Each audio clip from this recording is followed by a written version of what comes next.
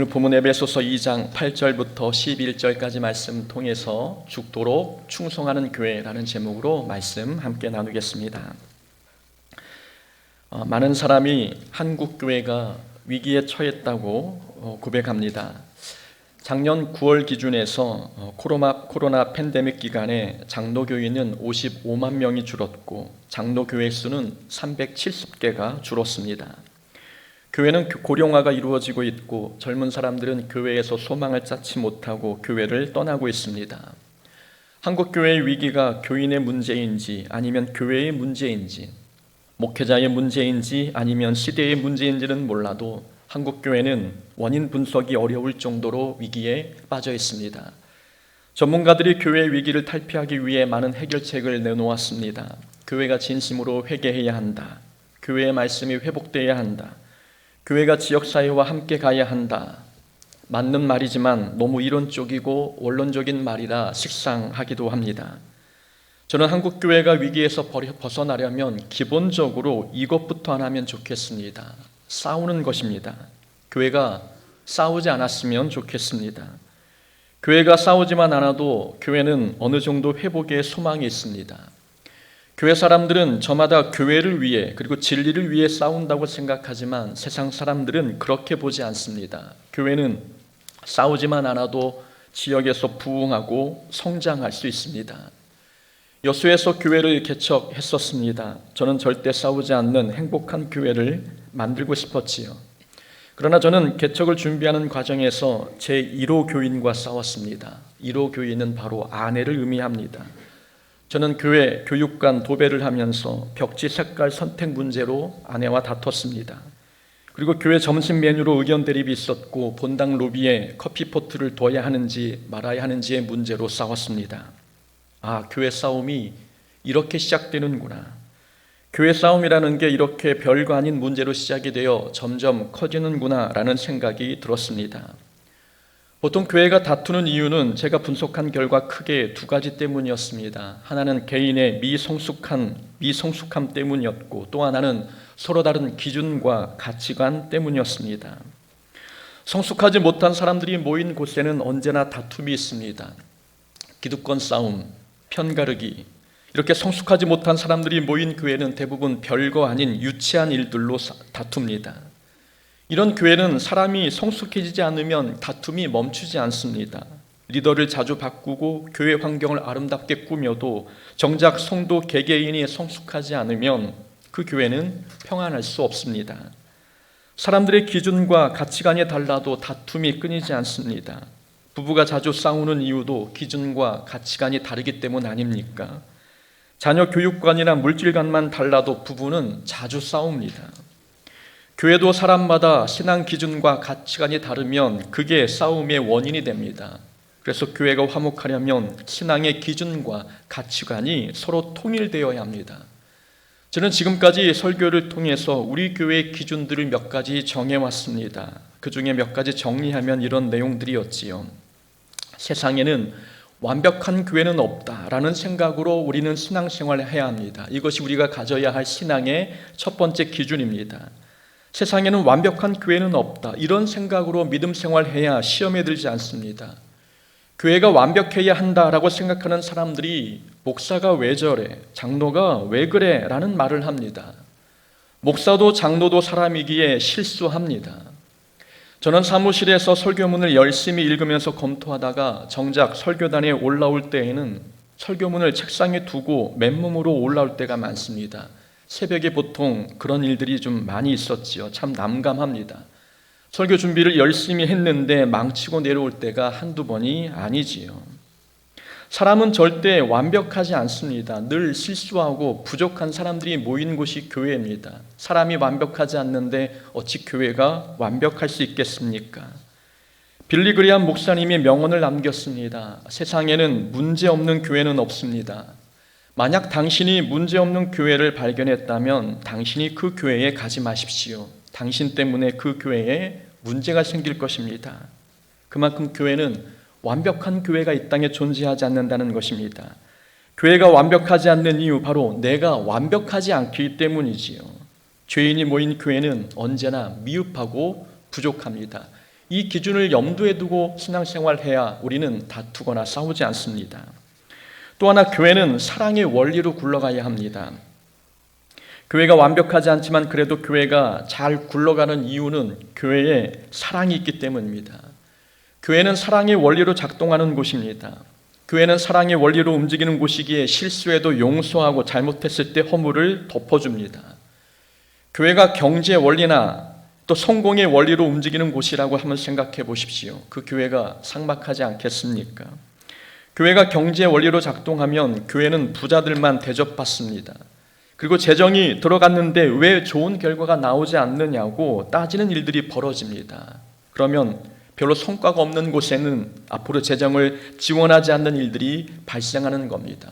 경제 원리로 생각하기 때문입니다. 돈이 아깝다는 생각이 드는 것이지요. 교회가 이런 모습이면 늘 다툼이 끊이지 않지 않겠습니까? 회사는 경제 원리로 돌아가는 곳이지만 교회는 사랑의 원리로 움직이는 곳입니다. 서로 부족한 모습이 보이면 교회는 사랑의 원리가 작동하는 곳이지라고 생각하며 허물을 덮어줄 수 있는 마음이 있어야 합니다. 또한 교회는 규모가 아니라 역할에 집중해야 합니다. 교회가 외형적 규모에 집중하기 시작하면 교회는 교회가 해야 할 역할을 잃어버립니다. 그러나 교회가 교회의 역할에 집중할 때 외적 부흥과 내적 부흥을 기대할 수 있습니다. 교회가 역할에 집중한다고 해서 반드시 교회가 부흥되는 것은 아닙니다. 하지만 교회가 역할을 잃어버리면 그 교회는 절대로 부흥을 기대할 수 없습니다. 저는 교회 홈페이지에 우리 교회의 역할에 대해서 설명해 놓았습니다. 우리 교회는 영적 학교와 같은 곳이고 영적 병원과 같은 곳이며 영적인 목욕탕이고 그리고 영적인 우물터와 같다고 말씀드렸습니다. 이 부분에 대한 설교는 지난번에도 말씀을 드렸고 또 구체적인 내용은 홈페이지에 올라와 있지요. 그중 하나만 소개하면 우리 교회는 영적인 병원과 같은 곳입니다. 제가 좀 더 중점을 두고 목회하는 이 철학이 바로 교회는 영적인 병원이라는 부분입니다. 교회는 성도를 뺑뺑이 돌리는 훈련소가 아닙니다. 교회는 성도들을 치료하고 회복시키는 영적인 병원입니다. 교회는 세상에서 지친 영혼들을 쉬게 해야 합니다. 세상에서 생업에 지친 성도들은 교회에 와서 쉼을 얻고 싶어 합니다. 그런데 교회가 성과를 얻기 위해 교인들에게 희생과 봉사를 강요하기 시작하면 교인들은 교회에서 더 많은 피로감을 느낄 것입니다. 교회는 상처받은 영혼들이 치료받고 새 힘을 얻어가는 곳이어야 합니다. 그래서 교회는 성도들에게 가족과 함께 할 수 있는 시간을 줘야 하고 교인들과 자주 만나 교제할 수 있는 여유들을 허락해 주어야 합니다. 교회는 완벽하지 않습니다. 교회는 사랑의 원리가 지배하는 곳입니다. 교회는 규모보다 역할에 집중해야 합니다. 이런 기준 외에도 여러 기준들을 정해서 말씀을 드린 적이 있지요. 교회 예배 형태와 교회 문화는 초신자 눈높이에 맞춰야 합니다. 헌금 교육은 없는 자의 기준에 맞춰야 하지요. 교회 봉사는 새가족에게 많이 열려 있어야 하고 어려운 일은 중직들이 앞장서서 해야 합니다.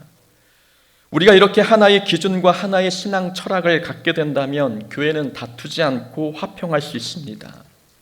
우리가 요한계시록에 나온 7교회를 살펴보는 이유도 교회의 신앙 기준을 바로 세우기 위함입니다. 자, 오늘은 서문학교회 이야기입니다. 우리 교회는 서문학교회와 비교해 보았을 때 그 교회와 무엇을 닮았고 무엇이 다른지 함께 살펴보고자 합니다. 서문학교회는 책망 없이 칭찬만 들은 교회입니다. 소아시아의 7교회 중에서 책망은 없고 칭찬만 들은 교회가 둘이 있는데 빌라델피아 교회 그리고 오늘 본문의 서머나 교회입니다. 서머나 교회는 에베소 교회로부터 북쪽으로 약 56km 지점에 있는 항구 도시입니다. 서머나 지역은 항구 도시인 만큼 사람들이 많이 모여들었고 덕분에 경제가 발달되었습니다. 서머나 지역의 가장 큰 특징은 이 지역은 다른 지역보다 로마 황제 숭배를 가장 먼저 시행한 곳이었습니다. 당시 로마의 식민지는 로마 정부에게 잘 보이기 위해 황제 숭배를 경쟁적으로 치루었습니다.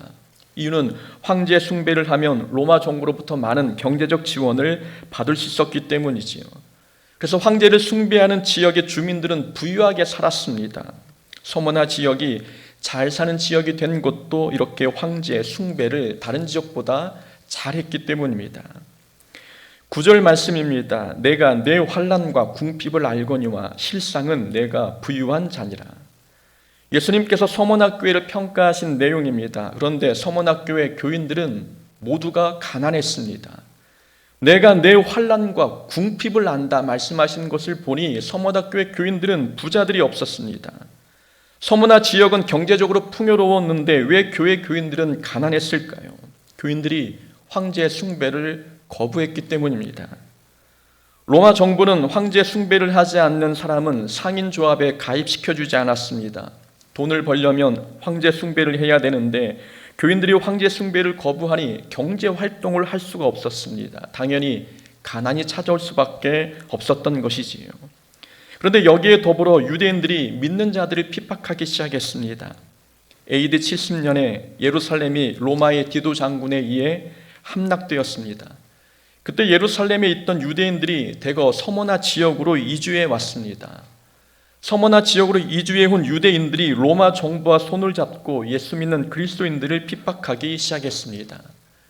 유대인들이 가하는 핍박은 괴롭힘 정도의 수준이 아니었습니다. 믿는 자들을 붙잡아 화형을 시키기도 했고 원형 경기장에서 맹수들의 밥이 되게 하기도 했습니다. 우리는 교회사에서 폴리갑이라는 이름을 들어보았을 것입니다. 폴리갑은 서머나 지역에서 태어나 사도 요한의 제자가 되었습니다. 더 나아가 서머나교회의 담임 목사가 바로 폴리갑이었습니다. 폴리갑은 155년에 화형당해 순교한 인물입니다. 어느 날 무장한 병사들이 한 노예 소년을 앞세워 폴리갑을 체포하러 왔습니다. 노예 소년이 고문에 못 이겨 폴리갑을 고발했고 그래서 병사들이 폴리갑이 있는 곳을 찾아왔습니다. 당시 폴리갑의 나이가 86세였습니다. 폴리갑은 자기를 잡으러 온 병사들에게 음식을 차려주고 마음껏 먹게 했습니다. 그리고 자신에게 기도할 시간을 달라고 부탁했습니다. 폴리갑은 인품과 신앙 면에서 이방 사람들에게조차 존경받는 인물이었습니다. 폴리갑이 기도 시간을 요청하니 병사들이 허락해 주었지요. 폴리갑은 그 자리에 서서 2시간을 기도했는데 아무도 폴리갑을 제지하지 못했습니다. 폴리갑이 원형 경기장에 들어섰습니다. 지방 총독이 폴리갑을 설득하기 시작했습니다. 단 한 번만 예수를 욕하고 황제에게 절하시오. 그러면 풀어주겠어. 딱 한 번뿐이요. 그 뒤에는 당신 마음대로 해도 되니 딱 한 번만 예수를 욕하고 황제에게 절하시오. 폴리갑이 대답했습니다. 내가 86년 동안 예수님을 섬겼지만 예수님은 한 번도 나를 외면하신 적이 없습니다. 그런데 어찌 내가 나를 구원하신 예수를 욕할 수 있겠습니까? 나는 그리스도인입니다. 라고 대답했습니다. 내 말을 듣지 않으면 너를 맹수들에게 던지겠다. 총독이 위협했습니다. 그래도 폴리갑이 뜻을 굽히지 않자 총독은 화형에 처하겠다고 경고했습니다. 맹수에게 숨통을 물려 단번에 죽는 것보다 불에 태워 죽이는 것이 더 고통스럽기 때문에 화형으로 협박한 겁니다. 폴리갑이 대답했습니다. 당신은 짧게 태우고 잠시 후에 소멸되는 불을 가지고 위협합니다. 그런데 당신은 악한 자들을 위하여 예배된 영원한 형벌의 불은 알지 못하고 있습니다. 지체하지 말고 당신이 원하는 것을 하십시오. 그렇게 폴리갑은 불에 타 순교했고 그와 함께 11명의 성도도 함께 화형을 당했습니다. 이 사건이 10절에 나와 있는 예수님께서 예고하신 몇 사람이 시험을 받게 된다라는 내용이었습니다. 예수님께서는 이런 환난에 처한 서문학교회를 향해서 죽도록 충성하라고 말씀하셨습니다. 죽도록 충성하라는 말씀은 최선을 다하라는 뜻이 아닙니다. 문자 그대로 목숨을 내놓는 한이 있어도 신앙을 지키라는 뜻입니다. 살려고 애쓰지 말고 믿음을 지키다가 죽을 위기에 놓이면 죽으라는 말씀입니다. 이렇게 서문학교회 교인들은 목숨을 걸고 신앙생활하고 있었습니다. 많은 교인이 믿음을 지키다가 굶어 죽거나 사자의 밥이 되거나 또는 불에 타 죽었습니다. 우리가 이런 상황에 놓여 있다면 우리는 과연 이 교인들처럼 믿음을 지킬 수 있었을까요? 더 대단한 것은 서문학교회는 이런 죽음의 위기 속에서 신앙생활을 하는데도 불구하고 교회가 책망받을 일이 없었습니다. 서문학교회는 칭찬만 받았지 책망거리가 없었다는 것이지요. 우리는 여기서 얻는 교훈이 있습니다. 첫 번째 교훈은 성도가 넘어지는 이유는 유혹이 강해서가 아닙니다. 넘어지는 이유는 본인에게 있는 단점 때문입니다. 성도가 신앙생활을 하다가 넘어지는 이유, 그것은 사탄의 공격이 강해서가 아닙니다. 자기 안에 있는 부족한 약점이 우리를 스스로 넘어지게 만듭니다. 우리는 지난주에 에베소 교회를 살펴보았습니다. 에베소 교회는 모든 면에서 완벽한 교회였습니다. 에베소 교회는 핍박과 환난 속에서 인내를 잘했고 악한 자들을 용납하지 않았습니다. 신앙생활에 게으르지 않았으며 교인들이 말씀으로 잘 무장되어 있었기에 이단을 분별해내었습니다. 에베소 교회는 겉으로 볼 때 신앙생활에 전혀 문제가 없었습니다. 그러나 예수님께서는 이런 완벽한 교회를 향해 촛대를 옮기시겠다고 말씀하셨습니다. 이유는 교회에 사랑이 없었기 때문입니다. 에베소 교회가 넘어진 이유는 외부의 유혹이 강해서가 아니었습니다. 교회에 사랑이 없어서 무너진 것입니다. 교회가 장점이 많았어도 교회가 위기에 빠진 원인은 단점 때문이었다는 것입니다. 서머나 교회가 처한 상황은 에베소 교회보다 훨씬 더 어려웠습니다. 소아시아 7교회 중 가장 극심한 고난을 당한 교회가 바로 서머나 교회였습니다. 이 정도 고난을 당하면 교회가 휘청할 만도 한데 서머나 교회는 끄떡하지 않았습니다. 이유는 이 교회에는 책망할 만한 약점이 없었기 때문입니다. 외부의 유혹과 핍박이 말로 표현할 수 없을 정도로 강했지만 교회 안에, 그 교회 내부에 문제가 없으니 교회는 넘어지지 않았던 것입니다. 교회가 넘어지는 이유, 외부의 문제가 커서 아닙니다. 내부의 약점 때문에 교회는 무너지는 것입니다. 우리 성도들이 넘어지는 이유도 유혹이 강해서가 아닙니다. 우리에게 있는 영적인 약점 때문에 우리가 넘어집니다. 다윗은 골리앗과 싸워 이길 정도로 믿음이 컸습니다. 다윗은 사울 왕의 살해 위협 속에서도 사울에게 복수하지 않고 하나님의 때를 기다렸습니다. 그 정도로 신앙과 믿음이 좋았던 사람입니다. 그런데 다윗이 우리아의 아내 밧세바로 인해 믿음이 고꾸라졌습니다. 외부의 적 골리앗은 이겼지만 밧세바는 이기지 못한 다윗의 모습이었지요. 밧세바가 다윗에게는 약점이었습니다. 신약 성경에서 예수님의 제자가 되려다가 포기한 부자 청년 이야기가 나옵니다. 부자 청년은 모태신앙인으로서 어릴 때부터 말씀을 철저히 지켰습니다. 예수님께서는 이 청년을 제자 삼고자 하셨지요. 그래서 모든 재산을 팔아 가난한 자들에게 나눠주고 너는 나를 따르라 라고 말씀하셨습니다. 그러나 청년은 재산이 많은 고로 슬픈 기색을 띠며 근심하고 돌아갔습니다. 청년은 예수님의 제자가 될 수 있는 좋은 기회를 놓쳤습니다. 돈이 그에게 약점이었기 때문입니다. 신앙생활에서 우리의 발목을 잡는 것은 우리의 약점입니다. 우리가 능력이 없어서 은사가 부족해서 넘어지는 게 아닙니다. 주변 유혹이 강해서 신앙생활을 포기하는 게 아닙니다. 문제는 우리 안에 있는 연약한 부분 때문이지요. 어떤 사람은 신앙의 끈기가 부족합니다. 어떤 사람은 감정의 기복이 심합니다. 어떤 사람은 상처를 쉽게 받고 어떤 사람은 굳은 일은 딱 질색합니다. 사람마다 있는 자기만의 영적인 약점이 우리를 넘어지게 하는 것이지 유혹이 강해서 넘어지는 것은 아닙니다. 그래서 우리는 기도가 달라져야 합니다. 은사를 더 많이 달라고 기도하기보다는 하나님께 약점을 고쳐달라고 기도해야 합니다. 달란트를 많이 달라고 기도하기보다는 연약한 부분을 하나님께서 채워달라고, 이 약점 때문에 내가 날마다 넘어지고 시험에 드니 이 부족한 단점을 고쳐달라고 하나님께 기도해야 됩니다. 사탄은 항상 우리의 약점과 단점을 물고 들어옵니다. 우리 교회의 약점은 무엇입니까? 우리 교회는 무엇을 더 보완해야 합니까? 우리 교회에 눈에 보이는 외부의 문제는 없다 할지라도 우리 안에 약점이 있다면 우리 교회는 그 약점 때문에 어려움을 겪을 수도 있습니다.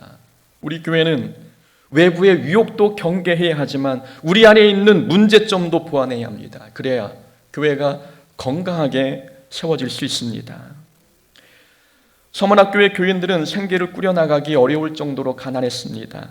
황제의 형상에 고개 한 번만 숙이면 가난이 해결될 수 있었지요. 그러나 교인들은 돈을 위해서 신앙을 버리지 않았습니다. 신앙, 이 서문학교회가 주는 교훈, 돈에 따라 신앙생활이 달라지지 않아야 함을 우리에게 가르쳐주고 있습니다. 신앙생활이 돈과 결부될 때, 사람은 마음이 약해집니다. 돈은 참 신기합니다. 돈은 우리에게 고마운 존재이고 필요한 존재가 되기도 하지만 동시에 돈은 우리를 넘어뜨리는 사탄의 강력한 무기가 되기도 합니다. 이렇게 돈에는 양면성이 있지요. 돈이 없으면 돈은 감사의 욕심이 없으면 돈은 감사의 조건이 되지만 욕심이 과하면 돈은 신앙을 넘어뜨리는 올무가 됩니다. 그러나 서문학교회는 돈을 쫓지 않았습니다. 서문학교회가 순교당하는 상황에서조차 믿음을 지켰던 이유는 평상시에 돈에 연연하지 않았기 때문입니다. 서문학교회는 돈 문제에 관해서만큼은 욕심이 없었습니다. 가난해졌다고 해서 먹고 살기 힘들다고 해서 돈을 위해 세상과 타협하지 않았습니다.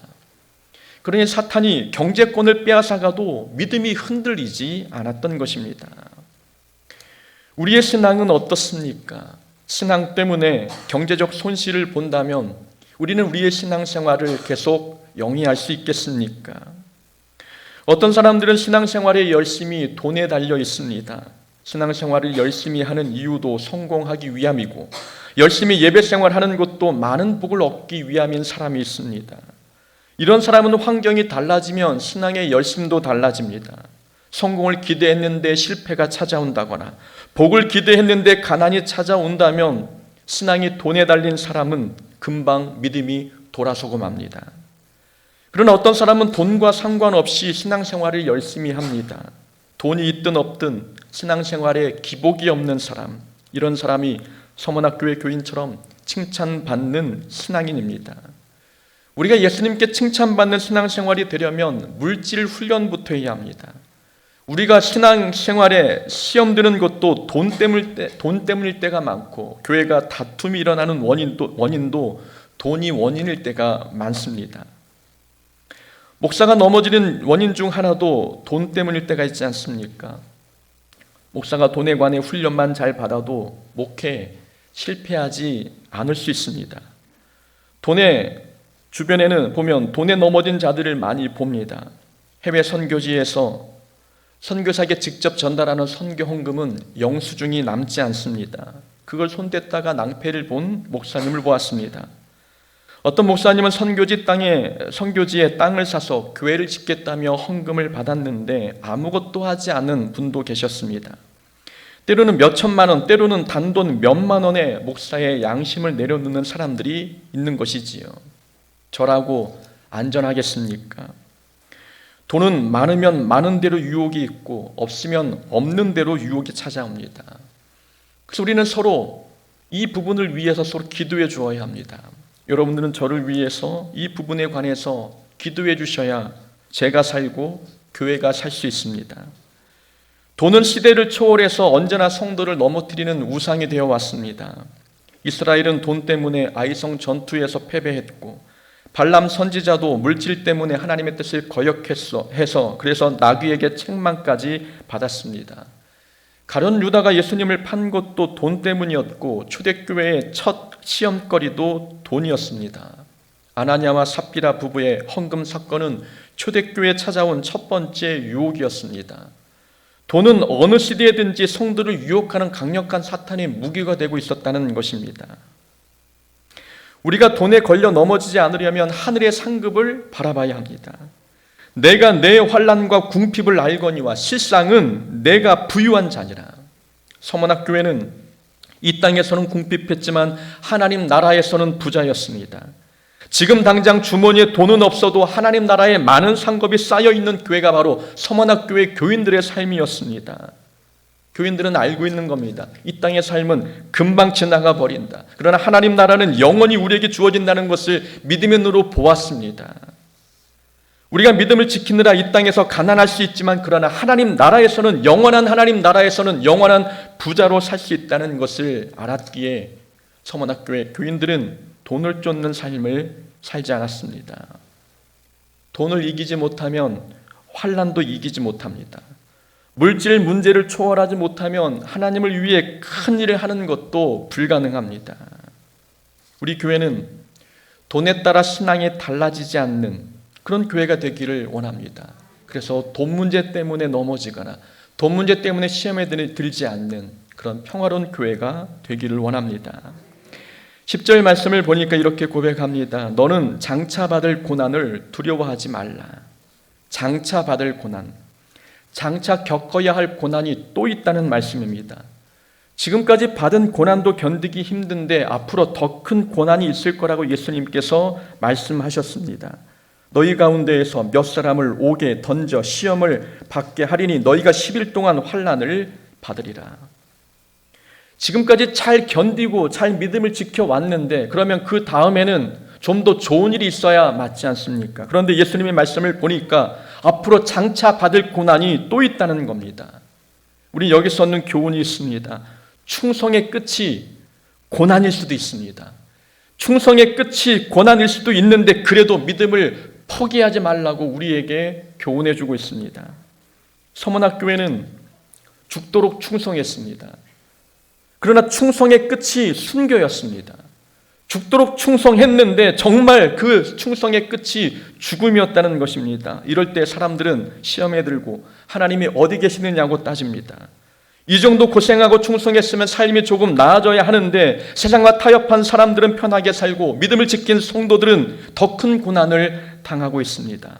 사람들은 이런 상황을 바라보면서 하나님이 계시면 이런 일이 일어날 수 없다고 불평합니다. 우리는 영적인 전쟁이 1라운드 만에 끝날 것으로 생각하지 않습니까? 그래서 고난 뒤에는 늘 복이 있다고 생각합니다. 1라운드가 끝났으면 복이 있어야 되는데 2라운드가 진행이 됩니다. 고난은 12라운드, 때로는 15라운드까지 진행되기도 합니다. 신앙을 지키느라 죽을 고비를 여러 번 넘겼어도 그 너머에 또 다른 고난이 찾아올 수 있다는 말씀입니다.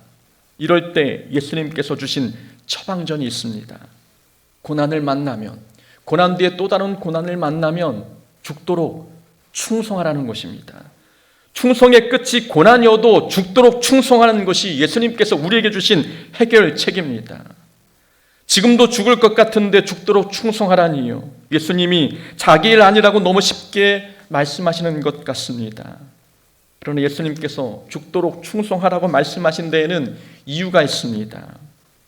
처음이요 마지막이요 죽었다가 살아나신 이가 이르시되, 예수님께서는 서문학교에 보여주신 당신의 모습이 있었습니다. 예수님이 보여주신 모습은 죽었다가 살아나신 부활하신 예수님의 모습이었습니다. 자, 서문학교의 교인들은 신앙을 지키다가 불에 타 죽을 수도 있는 상황이었습니다. 그렇다면 이런 상황에서 교인들이 붙들어야 할 신앙은 무엇입니까? 그것은 부활신앙입니다. 죽음의 공포에 놓인 성도가 붙들어야 할 예수님도 바로 죽었다가 살아나신 부활의 능력을 가진 예수님이십니다. 예수님께서는 서문학교의 상황에 꼭 맞는 모습으로 나타나셨습니다. 예수님께서 죽도록 충성하라 말씀하신 이유, 바로 성도에게는 부활이 있기 때문입니다. 두렵느냐? 걱정하지 말고 죽도록 충성하라. 우리에게는 부활이 있지 않느냐? 충성 끝에 더 큰 고난을 만났냐? 그래도 걱정하지 말고 죽도록 충성하라. 우리에게는 부활이 있다라고 말씀하시는 것입니다. 부활신앙이 있는 사람은 이렇게 고난 앞에서 도망가지 않습니다. 부활신앙이 있는 사람은 손해를 보았는데 또 다른 손해가 있고, 고난을 넘겼는데 또 다른 고난을 만나도 믿음을 포기하지 않습니다. 충성 끝에 견딜 수 없는 또 다른 고난이 찾아와도 낙심하지 않고 예수님을 붙드는 것입니다. 주님을 붙들어야, 부활신앙이 있어야 이 죽도록 충성하는 상황에서 정말 부활의 감격에 나아갈 수 있기 때문입니다. 그래서 사도 바울은 내가 그 둘 사이에서 끼었다라고 고백했습니다. 바울은 빌립보 감옥에 갇혀 있었지요. 바울은 감옥에 갇혀 있으면서 두 가지를 고민했습니다. 죽어야 하나, 아니면 석방돼야 하나. 둘 다 본인에게 너무 좋은 것이기에 둘 사이에 끼어서 고민하고 있다는 말씀입니다. 죽으면 예수님이 계신 천국에 갈 수 있어 좋고, 석방이 되면 성도들이 기뻐할 것이고, 또 복음 전도에 도움이 되니 더 헌신할 수 있으니 석방도 좋은 일이었습니다. 이런 모습이 그리스도인의 모습입니다. 성도에게는 고난은 고난대로 좋고 복은 복대로 좋은 것입니다. 순교는 순교대로 좋은 것이고 평안은 평안대로 좋은 것입니다. 이것이 부활신앙을 갖고 있는 성도의 모습입니다. 부활신앙 있는 성도는 모든 상황이 유익이고 모든 상황이 복이라고 받아들입니다. 그러니 충성의 끝이 고난이어도 낙심하지 않는 것입니다. 현재 우리 신앙생활에는 삶과 죽음의 기로에 설 만큼 큰 핍박은 없습니다. 그러나 지금 우리가 하고 있는 이 신앙생활만큼은 죽도록 충성하는 마음으로 감당해야 합니다. 죽도록 충성하라. 우리 시대에 맞게 바꿔보면 시간을 낼 수 없을 때에도 예배 참여하는 것이 죽도록 충성하는 것입니다. 정말 예배에 참여할 수 없는 상황인데 시간을 만들어서라도 예배에 참여하는 것이 죽도록 충성하는 것입니다. 참을 수 없고 견딜 수 없는 상황이지만 그래도 주님 생각하며 참고 견디고 인내하는 것이 죽도록 충성하는 것입니다. 정말 용서하기 어려운 사람을 만났는데 미움이 마음에 가득한데 미움의 감정을 누르고 주님 사랑으로 용서해 보는 것이 이것이 죽도록 충성하는 것입니다. 숨이 턱 막힐 만큼 신앙생활 해보신 적이 있으십니까? 정말 답답할 만큼 내 속이 문드러질 만큼 힘들고 어려운데 그걸 참아가면서 봉사하고 예배드리며 믿음생활 해본 경험이 있습니까? 그렇다면 우리도 죽도록 충성하고 있는 것입니다. 우리 교회가 죽도록 충성하는 교회가 되어서 하나님께 칭찬만 듣는 교회가 되기를 소망합니다. 그렇게 될 때에 이 시대에 정말 등대 역할, 빛의 사명을 감당할 수 있는 교회, 바로 우리 공소복교회가 되는 줄로 믿습니다. 그런 교회 되기를 주의 이름으로 축원합니다. 아멘.